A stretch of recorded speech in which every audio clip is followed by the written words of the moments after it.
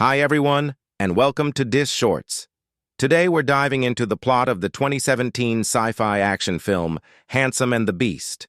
A skinny young man named Yuan Shuai runs through the city streets at night in nothing but his underwear, chased by a mysterious, menacing creature.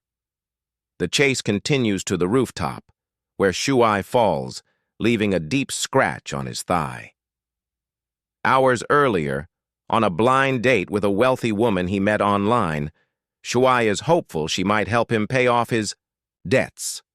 The woman reads his profile and learns he works at a zoo, caring for elephants.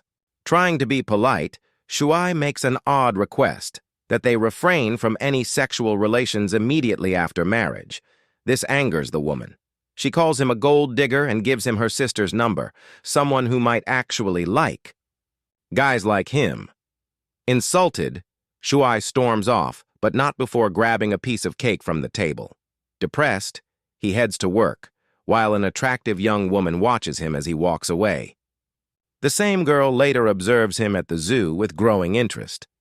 While Shuai tends to the elephants, he hears a suspicious sound, though no one seems to be around. Then he receives a voice message from a dating site rep informing him they've found him another rich woman for a new date. The next morning, Shuai gets a call from his father, who is in a psychiatric facility and believes his son is a secret agent. Orderlies quickly restrain the old man, and the nurse warns Shuai that if he doesn't settle the bills, his father will be thrown out onto the street. Later at a cafe, Shuai is surprised when a young girl, not the older woman he expected, sits across from him. Her name is Bai Xianchu, and it's the same girl who had been following him. She already knows his name and claims she's dreamed of meeting him for a long time. As Bai continues talking, Shuai notices a gangster across the cafe, the very one he owes 2 million yuan. The gangsters spot him too and drag him into an alley. Their boss, Li Zhigan, threatens to cut him into pieces if he doesn't pay back the money soon. That night, Bai sneaks into Shuai's home and boldly declares she's a fox. He naturally assumes she's crazy. She explains that when she was a little fox cub, Shuai once protected her from bullies who tried to throw acid on her. He shielded her with his body, which left a scar on his chest. She says she's been in love with him ever since. Still skeptical, Shuai doesn't believe her, so Bai tries to transform into her beast form. At first, she struggles. Then, after downing several bottles of alcohol for courage, she finally morphs into a massive white fox. Horrified, Shuai runs for his life. The drunk fox accidentally slashes his leg as she tries to grab him. He bolts through the city streets while Bai, still out of control, leaves chaos in her wake. Meanwhile, at the Transformation Bureau, Captain Hongxi Kong detects the illegal transformation of a beast in the human world and orders the arrest of the violator. Bai chases Shuai onto a rooftop, but she has no intention of harming him. She tries to comfort him, but accidentally scares him, causing him to fall. Luckily, Captain Hong catches him just in time. Agents from the Bureau deploy tiny drones that erase humans' memories of the last 24 hours. Bai intercepts Shuai's drone. She doesn't want him to forget her. The alcohol finally overwhelms her, and she collapses. The agents take her away and leave Shuai with healing cream on his injured leg. 6 hours later, Shuai returns home, only to be confronted again by the gangsters. They demand the money back, unaware they've had their memories wiped. Bai appears and tells them to leave Shuai alone. They laugh, so she transforms her head into that of a fox, scaring them off. Shuai is terrified and runs away too. The Bureau discovers Bai has transformed again and sends out drones to erase witnesses' memories. But Bai reaches Shuai before they do. She confesses her love for him and her desire to get married, have children, and spend her life by his side. Shuai insists their past meeting was just a random childhood incident. But Bai believes his heart is kind, and that's what matters.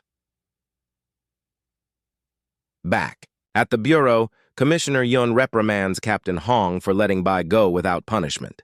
He reveals that Bai is a rare silver Arctic fox, and her species must not mix with humans. When one agent talks back, Yun injects her with a green liquid and transforms her into a cat before sending her to a rehabilitation center. That evening, Shuai meets a rich woman who's ready to marry him, as long as they have a child immediately. Suddenly, Bai appears and yells that Shuai is her husband, scaring off the potential bride. Shuai tells Bai that he needs to marry a rich woman to pay off his debts.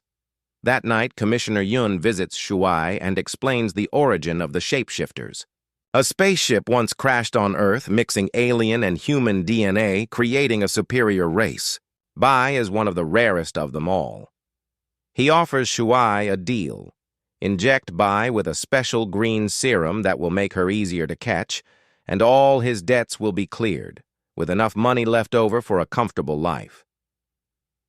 That night at the zoo, Shuai finds Bai, who's been working hard all day collecting trash, to give him money. He tells her it's not enough. She says she'll do anything to help. He hesitates, holding the syringe, but ultimately puts it away. He confesses that he borrowed money from the mafia to become a filmmaker, but his producer betrayed him. Now he has no way to repay the debt. Bai goes to a club looking for escort work and dresses up as a flight attendant to attract a millionaire client. As the man approaches her, Shuai arrives and pulls her out. He scolds her for trying to sell herself for his sake. Then he shows her the syringe and tells her about Commissioner Yun's offer.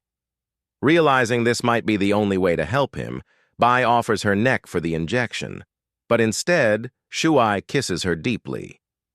They return home, and Bai slices their palms to perform a blood vow of marriage. They spend a passionate wedding night together. Meanwhile, Commissioner Yun arrives at the club, but Bai is already gone. He finds another shapeshifter, a butterfly, illegally interacting with humans. She tries to escape, but he slits her throat in a fit of rage. Soon, bureau agents surround Shuai's house. Yun follows. Captain Hong, secretly in love with Shuai, tries to help Bai escape, but is turned into a cat.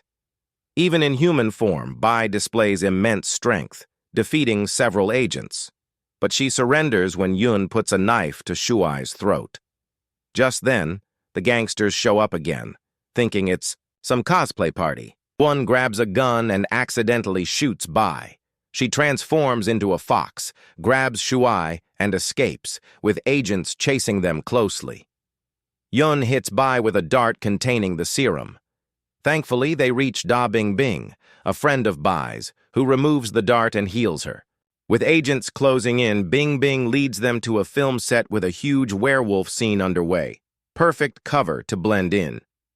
Commissioner Yun and his agents arrive but can't act in front of so many people. A director mistakes Yun for an extra and scolds his terrible costume. Bingbing deliberately messes up her lines to delay the scene, but eventually the director calls for a fight scene to start. Amid the chaos, Shuai and Bai try to escape. Bai uses her strength to fend off attackers, but Yun appears with Shuai's father and forces Shuai to stop. Bai, realizing she can't protect him any longer, takes the syringe and injects herself. 3 months later, Shuai has paid off his debts and lives in a luxurious house. His father is now in a comfortable hospital room.